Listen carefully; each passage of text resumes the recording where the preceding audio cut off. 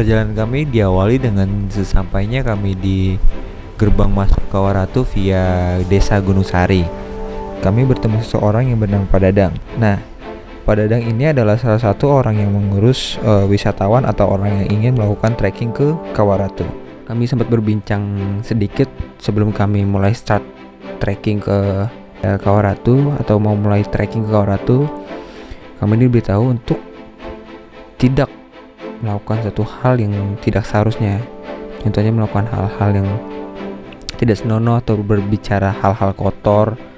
Terus hati kami atau tujuan kami itu harus baik ke Kawaratu. Di sini kami start trekking pukul 8 pagi dengan 5 orang.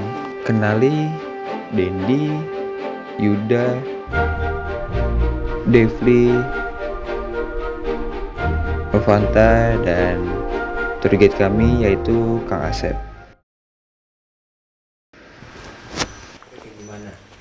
Jadi awal mula trekking kita ke Kawaratu itu sebenarnya bisa dibilang santai. Karena gini, gue ngeliat pas awal-awal itu jalanannya itu udah disusun-susun batu, udah ada juga yang berbentuk tangga. Nah, ada juga yang tanjakan, tapi kayak batu-batu gitu.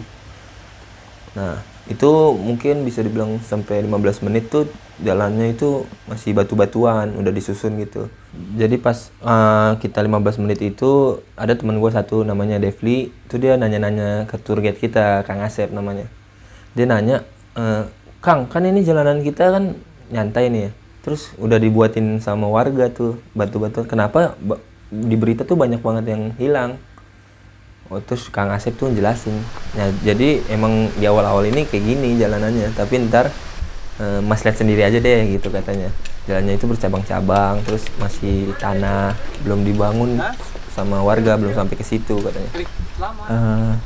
Awal kita trekking banget itu, menurut gue pribadi,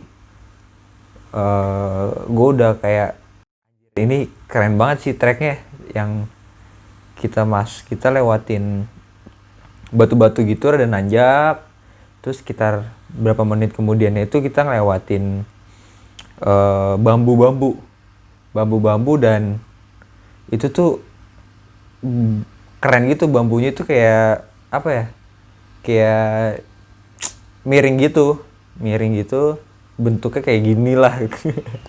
Nah, terus yang uniknya lagi tuh kita di awal-awal trekking itu tuh udah ngelihat banyak aliran air dan aliran airnya tuh jernih banget lah, padahal itu tuh kayak apa bisa dibilang, namanya juga jalur trekking ya, yang pasti tuh ada tanahnya, tapi airnya itu tuh jernih banget. Oh ya, gue lupa ngejelasin tuh kalau di jalan-jalan tanah itu kita ngelihat, bukan ngelihat sih, ngelewatin kayak gerbang gitu, ada tulisan Curug Ratu. Mungkin di situ jalan menuju ke Curug Ratu. Nah, terus pas udah jalan-jalan tanah, mulai nanjak, tuh kita nemuin kayak mungkin gerbang juga atau pos atau apa, nggak tahu. Kayak udah terbengkalai gitu, ada kayak pos gimana, pos tiket masuk gitu. Terus di perjalanan itu menurut gua itu masih nyantai ya, karena mungkin gua udah terbiasa dulu ya di kampung kan. Gua dulu tinggal di kampung di Medan, jadi udah biasa kayak gitu.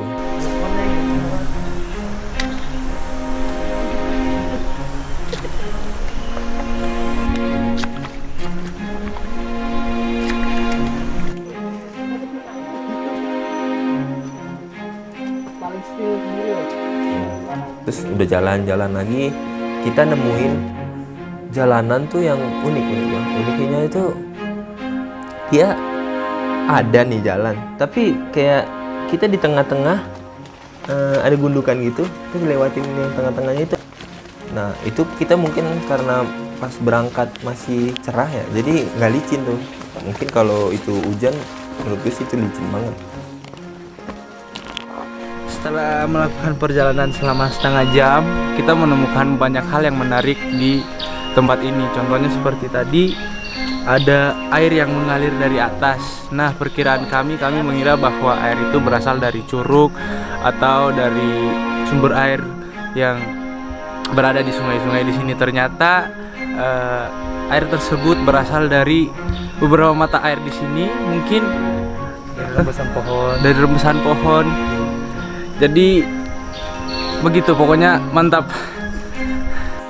Dan gak lama dari situ tuh gue ngeliat beberapa ada aliran air dan ada beberapa mata air.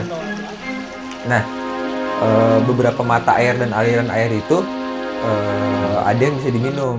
Kita nanya dulu ke Kang Asep, Kang, aliran air itu bisa diminum atau enggak? Nah, ternyata yang kita lihat itu beberapa bisa diminum, dan akhirnya kita di aliran air itu tuh ada yang minum, ada ya juga yang cuci muka.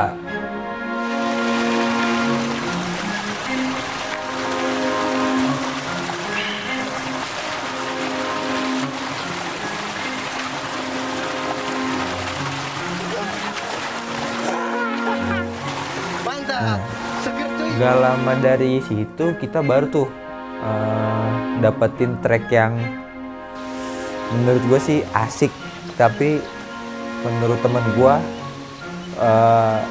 ini tuh tracknya nyusahin.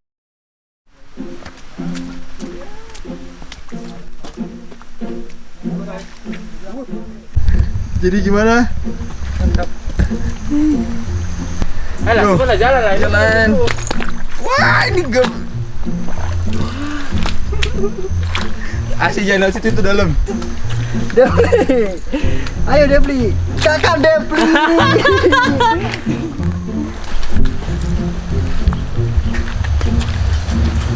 Tongkat itu buat masuk musuh.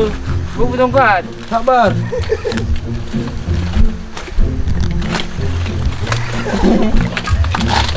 Puas tongkat. Mama isi.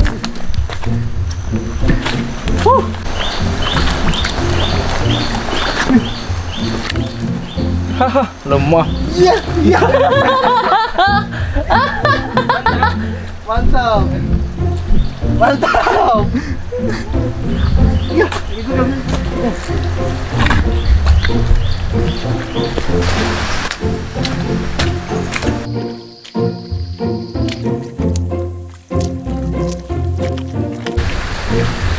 Ya.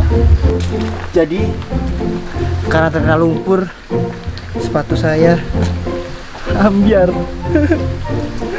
Guys, baru setengah perjalanan nih. Sampai atas habis. Sampai atas habis. Itu seru kan? Seru. Kacau banget sih treknya. Karena sepatu gue jebol. Sebenarnya teman gue udah bilang sih bahwa Yud, lo harus pakai sepatu trekking gitu. Ya, gue agak sedikit sepelekan sih.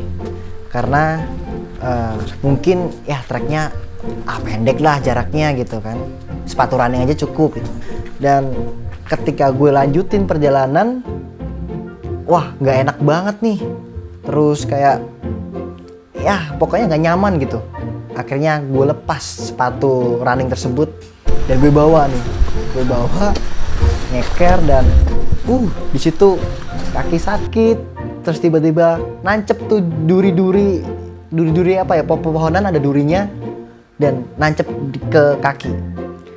Tapi di situ gue agak apa ya, maksudnya kayak masih seneng, masih happy karena gue bisa menikmati alam yang indah gitu.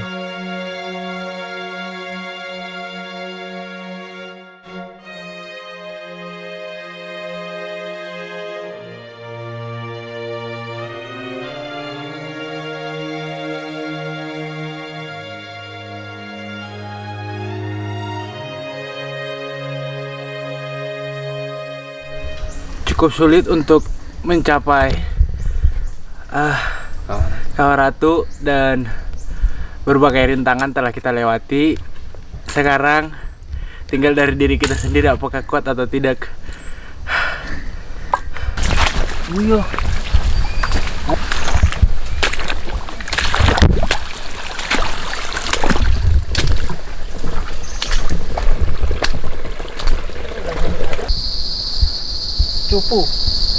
Jupu Sepatu siapa yang bertahan sampai saat ini?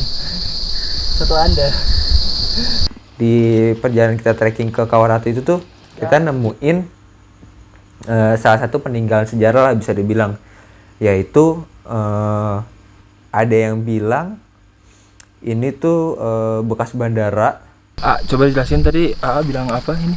Oh, ini bekas lapangan terbang dari zaman Soeharto.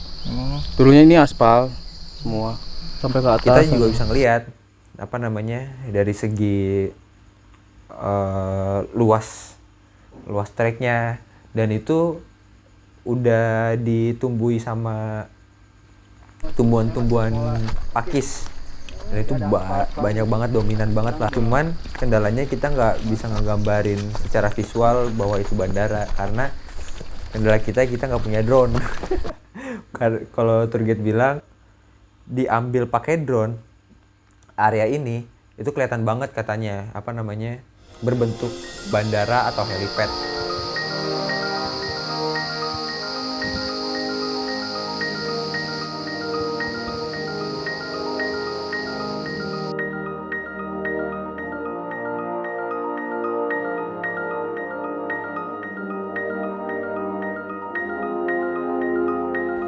Nah, nggak lama dari situ tuh sekitar berjalan 20 menit atau 30 menit kita sampai di area Kawamati.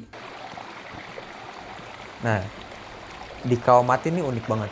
Kawamati itu kawah tapi yang udah nggak ada gasnya, dan tetap ada aliran air, tapi airnya tuh nggak panas atau hangat gitulah. Airnya tuh ya pada umumnya air di hutan atau di mana suhunya ya ada rada dingin kayak gitu. Dan uniknya lagi tuh dia kayak dari tanah keluar gitu, bukan dari aliran dari atas. Jadi Kawamati ini udah nggak aktif, belerangnya udah nggak panas, tapi asalnya itu dari sini nih. Coba dilihatin. Nah, itu sumber mata airnya dari situ. Atasnya itu padahal udah nggak ada air, jadi emang asalnya itu dari tanah. Jadi seperti itu. Mantap. Sebelum kita ke Kawah Ratu, sini dulu kita.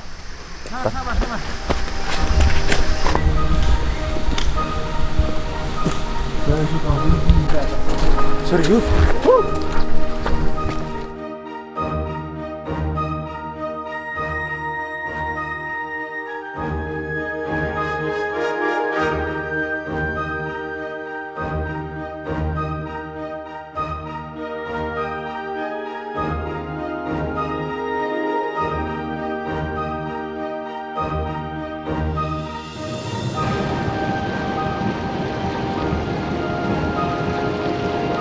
Sekitar 2,5 jam kami berjalan, akhirnya sampai juga kami di area Kawah Ratu. Nah, di sini kami sempat melempar beberapa pertanyaan ke Kang Asep tentang Kawah Ratu. Nah, dan di sini Kang Asep akan menjawab beberapa pertanyaan-pertanyaan dari kami. Selamat siang, dengan saya Asep dari asli orang sini sih.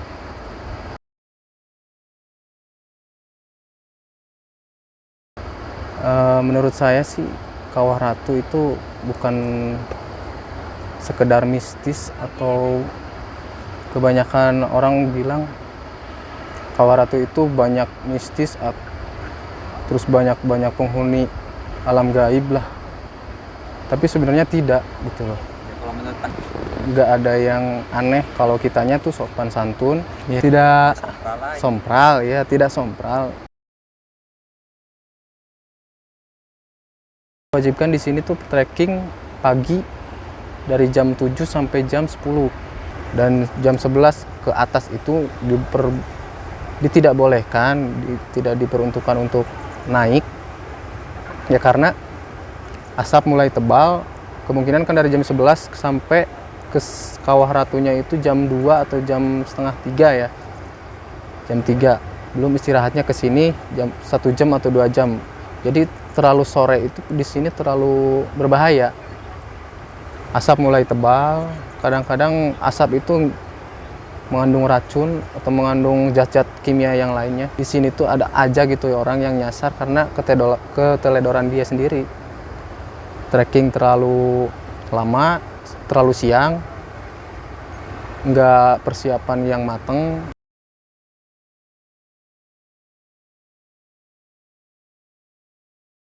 Persiapan untuk mental kesini tuh ya Satu yang mental ya, mentalnya, terus positive thinking aja, jangan terlalu banyak mikir mistisnya.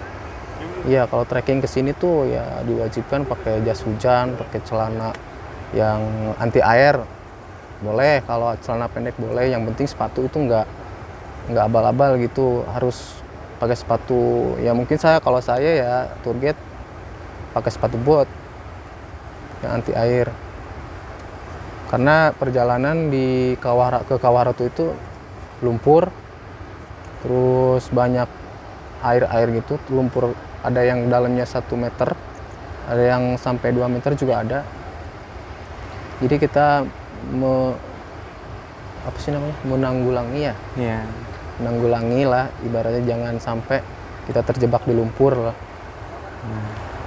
Terus jas hujan juga perlu, karena di sini cuaca nggak bisa ditentuin. Kadang panas, sorenya hujan. Kadang-kadang paginya hujan, sorenya panas. Nggak bisa.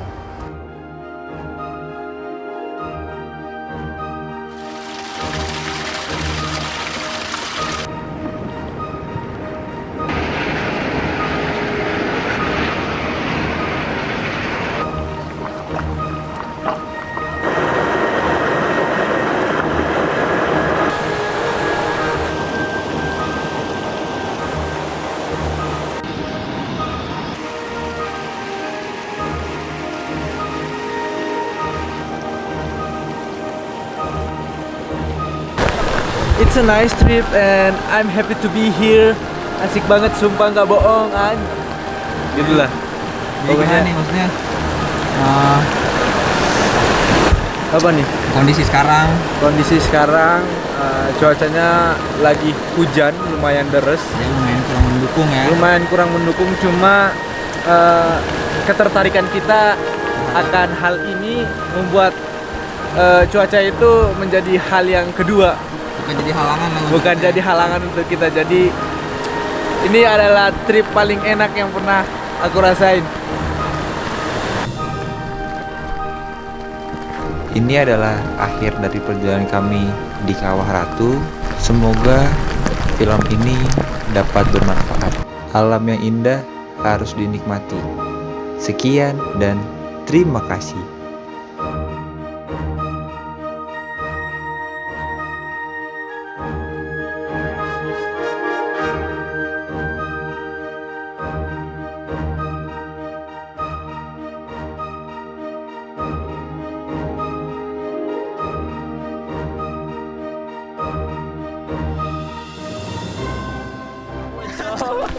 Jatuh, Pak. Iya, Pak. Licin, Pak.